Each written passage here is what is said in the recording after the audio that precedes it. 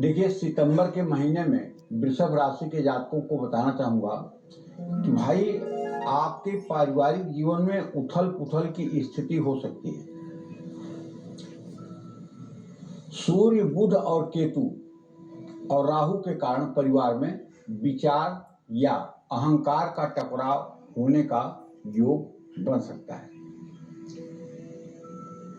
राहु के 10वें भाव में और केतु के 4थे भाव में होने से परिवार में संपत्ति को लेकर के मतभेद पैदा हो सकते हैं। बृहस्पति के कुटुंब भाव में होने से पारिवारिक जीवन में सुधार तो होगा, परिवार के बुजुर्गों की मदद से घर का माहौल ठीक होगा। महीने का पहला भाग अर्थात 15 सितंबर तक वाहन खरीदने के लिए शुभ नहीं है। पहले से योजना बना रखी है तो 15 सितंबर के बाद वाहन खरीदें, और उस समय श्राद्धों का समय चल रहा है, श्राद्धों में वाहन न खरीदें। नवरात्र 22 तारीख से शुरू होगा, 22 सितंबर से। नवरात्र में अगर वाहन खरीदना चाहते हैं तो नवरात्र में वाहन खरीदें। 15 सितंबर से बुध और 17 सितंबर से सूर्य के 5वें भाव में आने से पारिवारिक संबंधों में सुधार होगा और आपसी सामंजस्य बढ़ेगा। घर में किसी नए सदस्य का आगमन हो सकता है या घर में कोई शुभ या मांगलिक कार्य भी होने के योग बने हुए हैं। सितंबर महीने की शुरुआत में मंगल के कारण वैवाहिक जीवन में तनाव बढ़ सकता है। अब शनि की जो स्थिति है उसके आधार पर तो यही कहा जा सकता है कि शनिदेव आपके वाणी में थोड़ी कठोरता ला सकते हैं, आपकी वाणी कर्कश हो सकती है।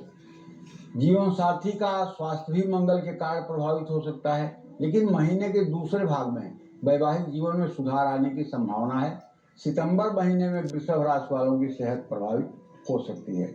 गाड़ी संभल कर चलाएं, दुर्घटना या चोट लगने की संभावना है।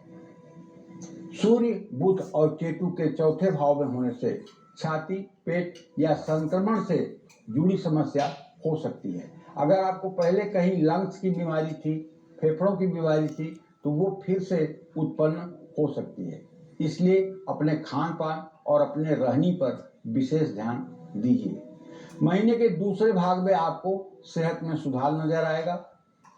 मानसिक तनाव भी सूर्य और बुध के प्रभाव के कारण कम हो जाएगा। कुल मिलाकर सितंबर महीने में वृषभ राशि के जातकों को अपने गुस्से पर नियंत्रण रखना होगा। अगर आपकी वृषभ राशि है तो आपको एक छोटा सा उपाय बताता हूँ।